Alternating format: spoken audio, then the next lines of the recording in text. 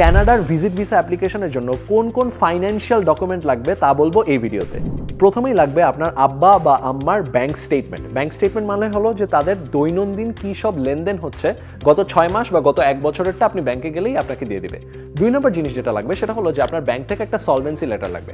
Solvency letter মানে হলো for example আপনার বাবার ব্যাংকে 10 লাখ টাকা আছে, এই 10 লাখ টাকাটাই ব্যাংক ক্যানাডিয়ান ডলার্সে কনভার্ট করে তাদের একটা অফিসিয়াল লেটার হেডে আপনাকে দিবে। সো আপনি ব্যাংক থেকে 2টা লেটার পাবেন, একটা হচ্ছে ব্যাংক স্টেটমেন্ট যেটা আপনার ট্রানজাকশন দেখায়, এবং সেকেন্ড হলো ব্যাংক থেকে সলভেন্সি লেটার। তার মানে আপনার ব্যাংক থেকে 2টা লেটার লাগবে, একটা হচ্ছে ব্যাংক স্টেটমেন্ট যেটা আপনাদের দৈনন্দিন ট্রানজাকশন দেখাচ্ছে গত 6 মাস থেকে 1 বছরের, এবং 2 নম্বর জিনিসটা হলো আপনার ব্যাংকের সলভেন্সি লেটার যেটা আপনাদের কারেন্ট যে লিকুইড ক্যাশটা আছে সেটাকে ডলারে কনভার্ট করে আমাদের ভিসা অফিসারকে দেখাচ্ছে। 2 নম্বরে আপনার যে ফাইন্যান্সিয়াল ডকুমেন্ট লাগবে সেটা হচ্ছে আপনাদের ট্যাক্স রিটার্ন। আমি বলবো আপনার আব্বা বা আম্মা যদি আর্নিং মেম্বার হয়ে থাকে এবং তাদের আর্নিংটা যদি একটা বেসিক বাংলাদেশি অ্যামাউন্টের থেকে বেশি হয় যেটার কারণে ট্যাক্স দিতে হয়, সেকেন্ড ফাইন্যান্সিয়াল ডকুমেন্ট হচ্ছে একটা ট্যাক্স রিটার্ন। ট্যাক্স রিটার্ন সাধারণত 8 পেজের একটা ডকুমেন্ট হয়ে থাকে। আমি বলবো গত 2 বছরের ট্যাক্স রিটার্নটা আপনাদের জমা দেওয়া উচিত। তার মানে আপনি যদি এখন 2024 সালে অ্যাপ্লাই করে থাকেন ক্যানাডিয়ান ভিজিট ভিসার জন্য, আমি বলবো আপনার 2021-2022 ফাইন্যান্সিয়াল ইয়ারের ট্যাক্স রিটার্ন এবং 2022-2023-এর ফাইন্যান্সিয়াল ট্যাক্স রিটার্ন, এই 2টা ট্যাক্স রিটার্ন আপনার আব্বা এবং আম্মা দুইজনের জন্যই সাবমিট করা উচিত।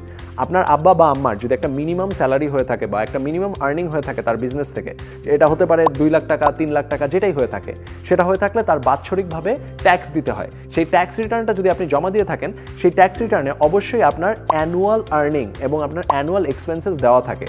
এই কারণে ট্যাক্স পেপারটা যদি আপনি ইংলিশ ভার্সনটা জমা দিয়ে থাকেন তাহলে ক্যানাডিয়ান ভিসা অফিসার এটা বুঝতে পারবে যে এই সিটিজেনটা একজন ট্যাক্স পেইং সিটিজেন এবং তার একটা ফাইন্যান্সিয়াল স্ট্যাটাস আছে তার দেশে, যার কারণে তাকে আমরা ভিসা দিতে সহজ মনে করতে পারি। ব্যাংক স্টেটমেন্ট গেল, ফাইন্যান্সিয়াল ট্যাক্স ডকুমেন্ট গেল। থার্ড যে ডকুমেন্টটা সেটাকে বলা হয় একটা CA evaluation, chartered accountant evaluation. Third টাইপের ফাইন্যান্সিয়াল ডকুমেন্টস হচ্ছে আপনার কান্ট্রি টাইজ প্রমাণ করার জন্য। আপনি যে বাংলাদেশে আবার ফেরত আসবেন সেটা প্রমাণ করার জন্য তো আপনার একটা ফাইন্যান্সিয়াল রিজন থাকতে হবে, সেটা প্রমাণ করার জন্যই আমাদের এই ডকুমেন্টসগুলো প্রয়োজন হয়ে থাকে। কান্ট্রি টাইজ প্রমাণ করার জন্য যে অ্যাসেট ডকুমেন্টসগুলো থাকে সেটা 2 ধরনের হয়ে থাকে, একটা হচ্ছে মুভেবল অ্যাসেটস আর একটা হচ্ছে ইমুভেবল অ্যাসেটস।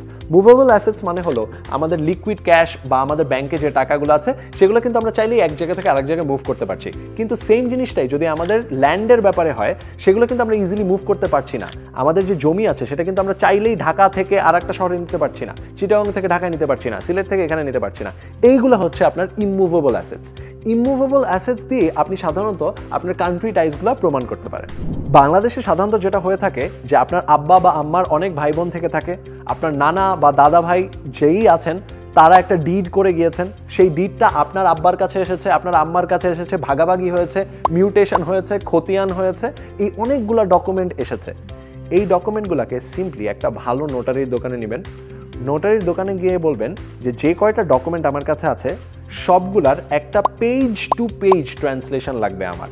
ফর এক্সাম্পল আপনার ধরেন একটা 12 পেজের একটা ডিড আছে যেটা আপনার দাদাভাই আপনার আব্বার জন্য রেখে গিয়েছিলেন, সেই ডিডের ডকুমেন্টটা যদি আপনি কোনো নোটারিতে নিয়ে যান তাহলে সে সাধারণত আপনাকে একটা 3 পেজের সামারি দিবে, আপনি সেটা চাবেন না, 12 পেজের 12 পেজ ট্রান্সলেশন চাবেন এবং সাথে একটা সামারি চাবেন। সাধারণত আপনার জমা দিতে হয় সামারি, কিন্তু আপনি যদি 12 পেজের একটা ট্রান্সলেশন রাখেন সেটা আপনার ফিউচারের জন্য অনেক কাজে লাগবে। সেকেন্ড হলো খতিয়ান এবং মিউটেশন লেটার। তার মানে হলো আপনার আব্বা আম্মার যদি অনেক ভাই বোন থেকে থাকে এবং আপনার দাদা ভাইয়ের যদি অনেক জমি থেকে থাকে তাহলে তার ডিডে সাধারণত প্রত্যেকটা সন্তান আলাদা আলাদা করে একটা অ্যামাউন্ট পেয়ে থাকে। তার মানে আপনি যদি শুধুমাত্র আপনার দাদা ভাই বা নানা ভাইয়ের জমির হিসাবটা দেন তাহলে কিন্তু হবে না, আপনার দেখাতে হবে যে আপনার আম্মা বা আপনার আব্বার ডাইরেক্ট ব্লাড রিলেশনে তার জমির অ্যামাউন্টটা কতটুকু এবং সেইটাই পরবর্তীতে গিয়ে আমাদের CA ইভ্যালুয়েশনে লাগবে। সো ফর এক্সাম্পল আপনার 1 কাঠা জমি আছে আপনার আব্বার আপনার দাদা ভাইয়ের কাছ থেকে এবং 1 কাঠা জমির দাম আমি ধরলাম 1.5 কোটি টাকা। এই যে 1.5 কোটি টাকা এইটা হচ্ছে আপনার আব্বার ইমুভেবল অ্যাসেট। এই ইনফরমেশনটা আপনার CA এর কাছে খুবই রেলেভেন্ট, কারণ CA বা চার্টার্ড অ্যাকাউন্টেন্ট যে সময় হিসাব করবে আপনার আব্বার কত ইমুভেবল অ্যাসেট আছে এবং কত মুভেবল অ্যাসেট আছে, আপনার আব্বার সেই ডিড এবং আপনার আব্বার সেই খতিয়ান এবং সেই মিউটেশন লেটারের ট্রান্সলেশন ইউজ করে সে এস্টিমেট করবে যে আচ্ছা এই যে জমিটা আছে এই জমিটা যে সময় 20 বছর আগে বা 30 বছর আগে এটার দাম ছিল 1 কোটি টাকা, এখন হয়তো এটার দাম অনেক বেড়েছে, ওই একই জমির দাম হয়তো 5 গুণ বেড়ে গেছে বা 10 গুণ বেড়ে গেছে, এটার দামই হয়তো এখন 10 কোটি টাকা। এই হিসাবটা চার্টার্ড অ্যাকাউন্টেন্ট করবে এবং চার্টার্ড অ্যাকাউন্টেন্ট যে সময় আপনাকে কমপ্লিট এই ইমুভেবল অ্যাসেট এবং মুভেবল অ্যাসেটের একটা হিসাব কম্বাইন করে দেবে, তখন আপনার একটা অ্যাসেট ভেরিফিকেশন রিপোর্ট হয়ে গেল, যেটাকে বলা হয় সিএ ইভ্যালুয়েশন রিপোর্ট।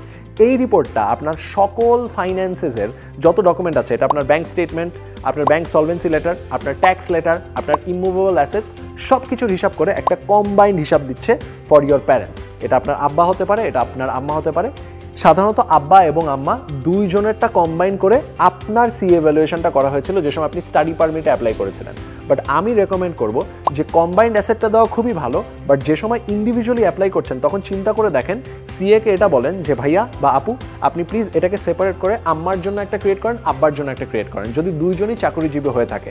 অথবা যদি গ্রুপ হিসেবে অ্যাপ্লাই করছেন, তাহলে যেই প্যারেন্টটা বেশি টাকা ইনকাম করছে ফর দ্য টাইম বিং, তারটা উপরে দেন এবং দুজনেরটা কম্বাইন করে একই সাথে সাবমিট করতে পারবেন। এটা হচ্ছে আমার recommendation for financial document preparation for the Canadian visit visa application.